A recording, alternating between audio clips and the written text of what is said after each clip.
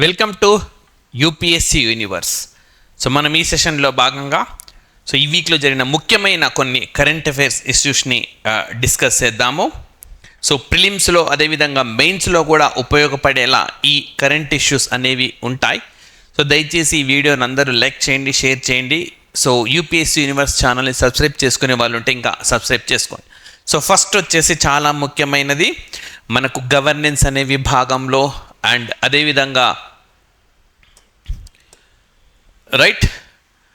Ethics అనే ఇష్యూలో కూడా అడిగేందుకు ఆస్కారం ఉన్న టాపిక్గా మనం దీన్ని చూడవచ్చు.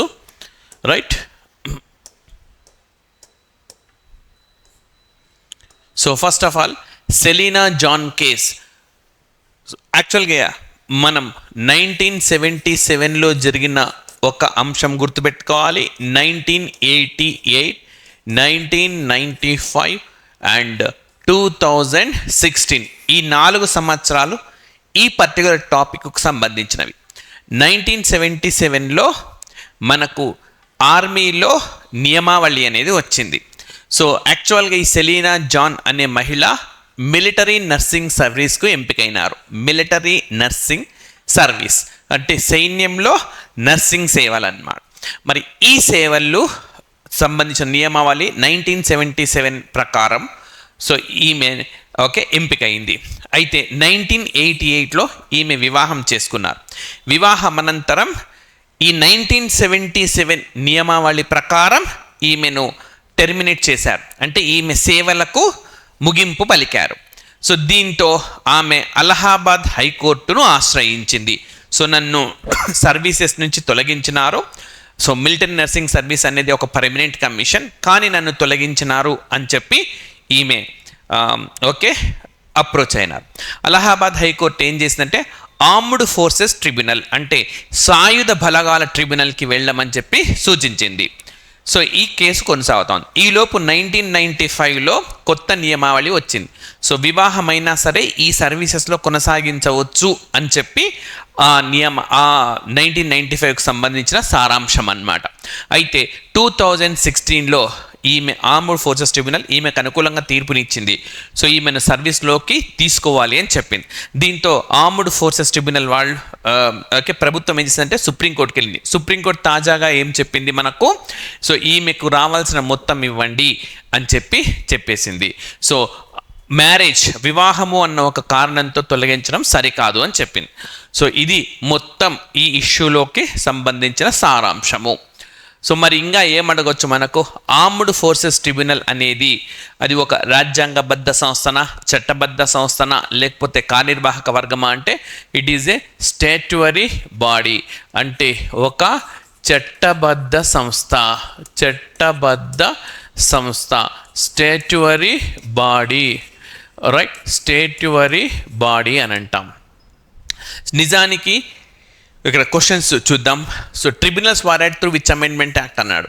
ఈ ట్రిబ్యునల్స్ అనేవి మనకు రాజ్యాంగంలో, మూల రాజ్యాంగంలో ఎక్కడా పేర్కొనలేదు.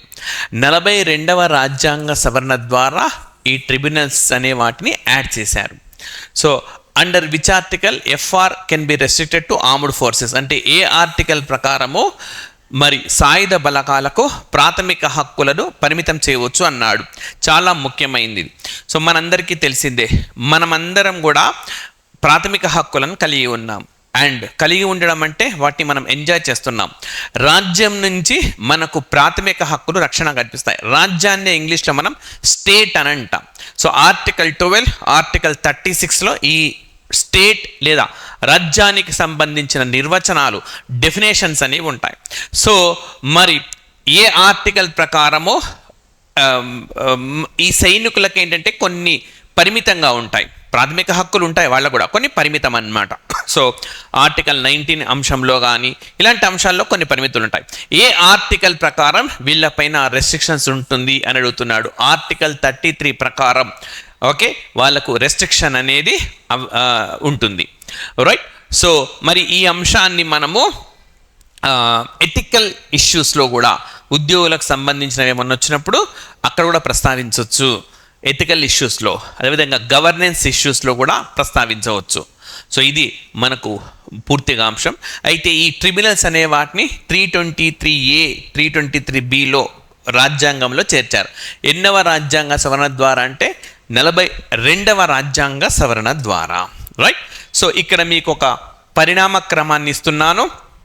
ఇది మీరు మహిళా సాధికారత అని ఎస్సే రాస్తున్నప్పుడు వినియోగించుకోవచ్చు, లేదా సైన్యంలో మహిళల ప్రవేశం అన్నది ఆ పరిణామ క్రమం ఎవల్యూషన్ అంటాం, అది రాయండి అన్నప్పుడు చూడండి 92, 2006, 2020 ఈ పరిణామ క్రమంలో ఇవన్నీ ప్రస్తావించాలి.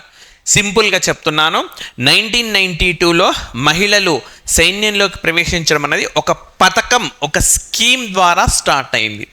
ఒక స్కీమ్, పథకము అంటే మనకు తెలిసిందే, స్కీమ్ ద్వారా స్టార్ట్ అయింది. ఆ తర్వాత మనకు 2006కు వచ్చే నాటికి మనకు స్టార్ట్ సర్వీస్ కమిషన్ అంటే కొంతకాలానికి కమిషన్ అనేది, అండ్ 2020కి వచ్చేసరికి పర్మనెంట్ కమిషన్కి వచ్చేసినారు. సో ఇది పరిణామ క్రమం. 1992లో స్కీమ్, 2006లో షార్ట్ సర్వీస్ కమిషన్, 2020లో ఈవెన్చువల్లీ తీర్పుల ద్వారా పర్మనెంట్ కమిషన్. సో మనం ఇట్లాంటివి పరిణామ క్రమాలు ఏదైనా నేర్చుకుంటున్నప్పుడు అసలు మొత్తం సంవత్సరాల ఓవర్వ్యూ ఉండాలి. ఏ సంవత్సరంలో ఏమొచ్చింది. ఫర్ ఎగ్జాంపుల్ భారత రాజ్యాంగ పరిణామ క్రమం అని చెప్పి, రెగ్యులేటింగ్ యాక్ట్ అని చెప్పి ఫట్టఫట్ట అన్ని చట్టాలు చదువుకుంటూ పోతారు. అట్లాగా ముందుగా ఎక్కడెక్కడ చట్టాలు వచ్చినాయి, 1773, 93, 1813, 1833, 1853, 1861, 18 మనకు 92, తర్వాత 1909, 1919 అట్లా ఒక మొత్తం సంవత్సరాల ఓవర్వ్యూ ఉండి ఎక్కడెక్కడ ఏ వ్యవస్థ వచ్చింది చూసుకుంటూ వెళ్ళాలి. సో అప్పుడు ఈజీగా మీకు అర్థమవుతుంది. అంటే రెగ్యులేటింగ్ చట్టంలో శాసన వ్యవస్థ ఉందా, శాసన వ్యవస్థ ఎక్కడి నుంచి స్టార్ట్ అయింది, ఎట్లా మారింది, కార్యనిర్వాహక వ్యవస్థ, న్యాయ వ్యవస్థ, అట్లా చూడాలి.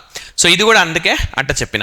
సో చూడండి మరి స్కీమ్ ఏంటి, women officers for accepted for the first time into Indian army through women special entry scheme.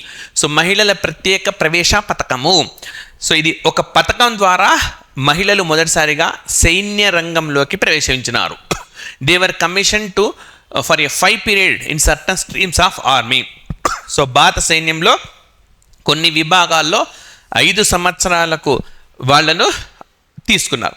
So మనకి ఎక్కడ అడగవచ్చు ఇది క్వశ్చన్, మనకు రేపొద్దున ఎక్కడైనా లైక్ రైట్ ఎన్ని సంవత్సరాలకు మొదలు తీసుకున్నారు, మొదలు వచ్చిన స్కీమ్ ఏంటి, అట్లా కూడా అడగవచ్చు.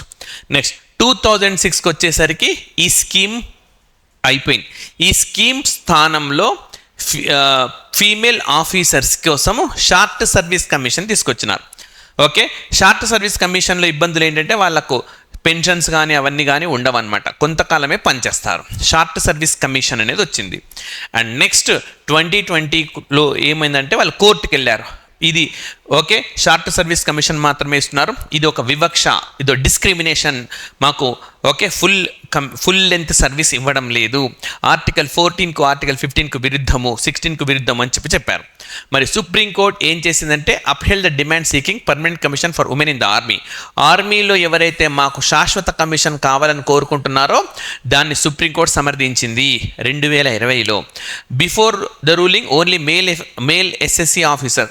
సో షార్ట్ సర్వీస్ కమిషన్లో మేల్ ఫీమేల్ వస్తారు, ఫీమేల్స్ షార్ట్ సర్వీస్ కమిషన్ వెనక్కి వెళ్ళిపోతారు, మేల్ పర్మనెంట్ కమిషన్కి వస్తారు రైట్ 10 years తర్వాత. అది వీళ్ళకు ఉండేది కాదు, ఇది వివక్షతో కూడుకున్నది అని చెప్పి సుప్రీంకోర్టు చెప్పింది. After supreme court ruling the army constituted the number 5 selection board directing the army to induct all eligible female officers into permanent commissions. So పరిణామ క్రమం 92, 2006, 2020, 1992 స్కీమ్ ద్వారా 2006 షార్ట్ సర్వీస్ కమిషన్, 2020 సుప్రీంకోర్టు తీర్పుతో పర్మనెంట్ కమిషన్. సో ఈ విధంగా గుర్తుపెట్టుకోండి.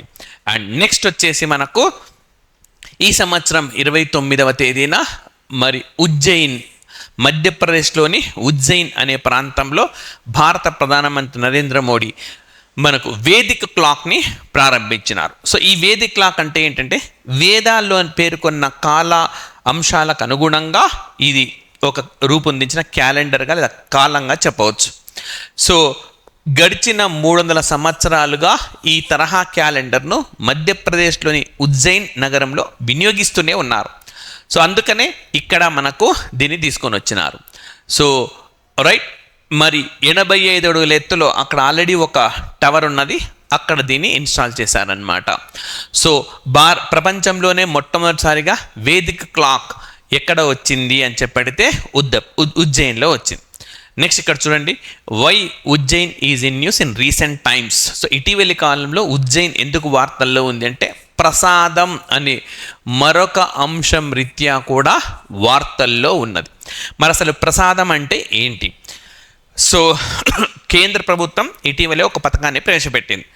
So ఎందుకనంటే చిన్న చిన్న హోటల్స్ కానీ ఈ స్ట్రీట్ ఫుడ్స్ వీళ్ళు ఫుడ్ తయారు చేసి అమ్ముతారు.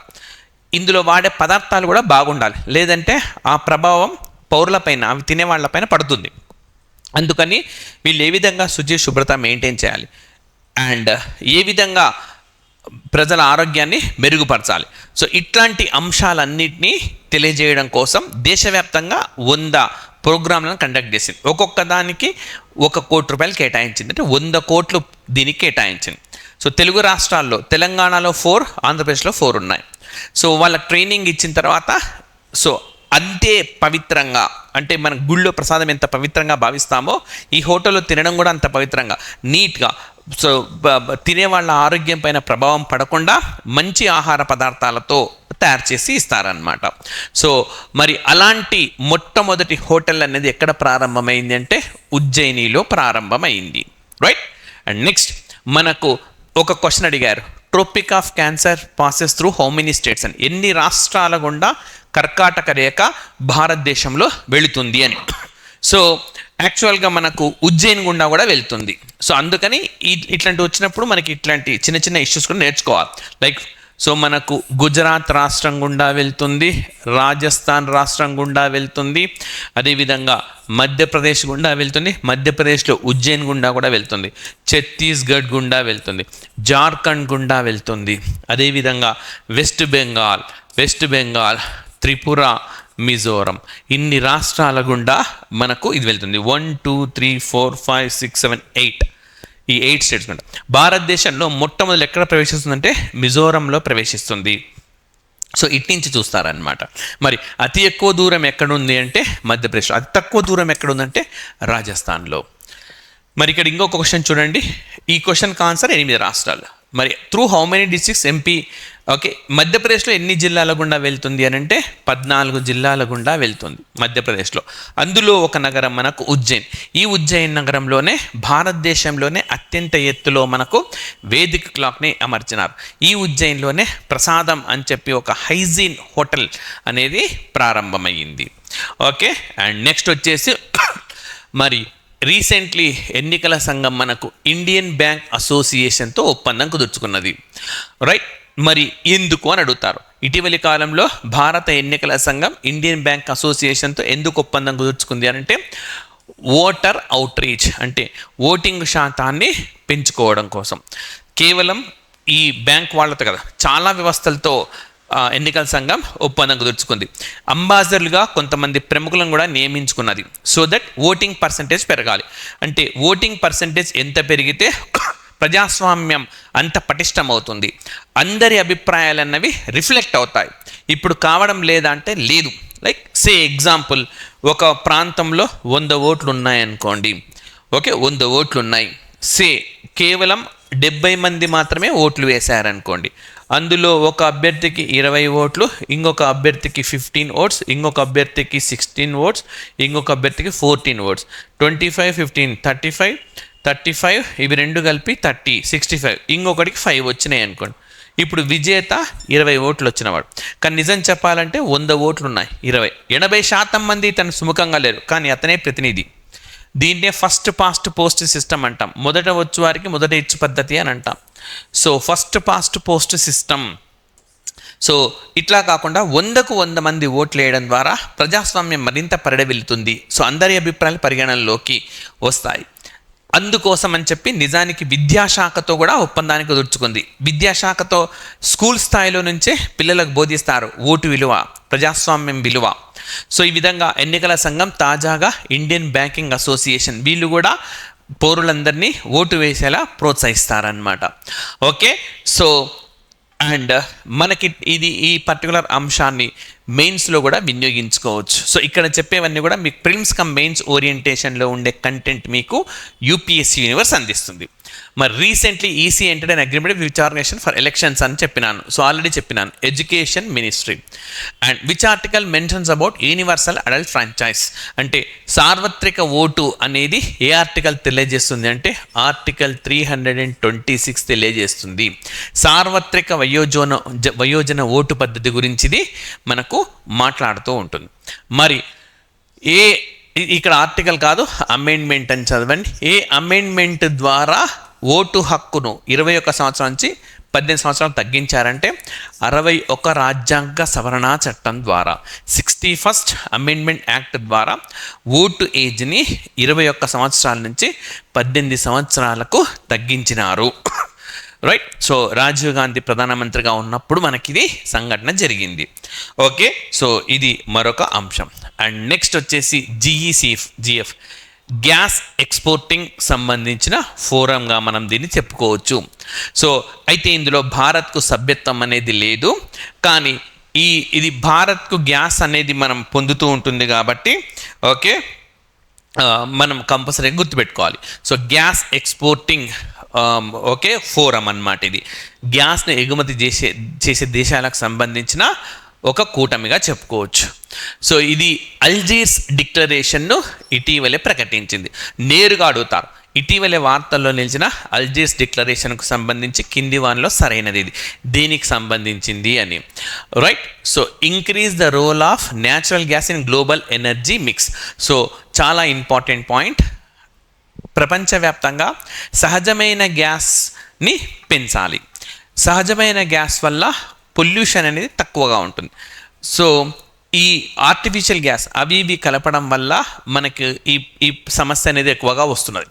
అలా కాకుండా సహజమైన గ్యాస్ని పెంపొందించాలి అని చెప్పి అల్జీరియస్ డిక్లరేషన్. నేరుగా అడిగే క్వశ్చన్, అల్జీరియస్ డిక్లరేషన్ దేనికి సంబంధించింది? సహజమైన గ్యాస్ను, సహజ వాయువును పెంచేందుకు ఉద్దేశించింది. మరి GECF అనేది మనకు ఇంటర్ గవర్నమెంటల్ ఆర్గనైజేషన్. సో ఇది ప్రపంచంలో గ్యాస్ని ఎగుమతి చేసే దేశాలన్నిటితో కూడుకొని ఉన్నది. సో ఇందులో మనకు చూడండి అల్జీరియా, బొలీవియా, ఈజిప్ట్, ఈక్వెటోరియల్ ఇక్కడి వరకు మనకు ఆఫ్రికన్ కంట్రీస్ ఉన్నాయి. ఇరాన్ మనకు ఓకే ఇది Asian country, Equatorial Guinea African country, Libya African country, Nigeria African country, Qatar West Asia, Russia Europe, Trinidad ఇది మనకు ఓకే సౌత్ అమెరికన్ కాంటినెంట్లో ఉంటుంది. Okay. And UAE West Asia, Venezuela South America. So ఈ విధంగా మనకు అన్ని ఖండాల్లో gas exporting countries తోటి కలిసి ఏర్పాటు చేస్తున్న ఒక కూటమి అన్నమాట. సో ఈ కూటమి అల్జీరియస్ డిక్లరేషన్ ఇచ్చింది సహజ వాయువుకు సంబంధించిన ప్రకటన ఇది. సో ఇవి ఈరోజు సంబంధించిన అంశాలు. సో మరికొన్ని అంశాలతో నెక్స్ట్ సెషన్లో కలుద్దాం. So thank you very much.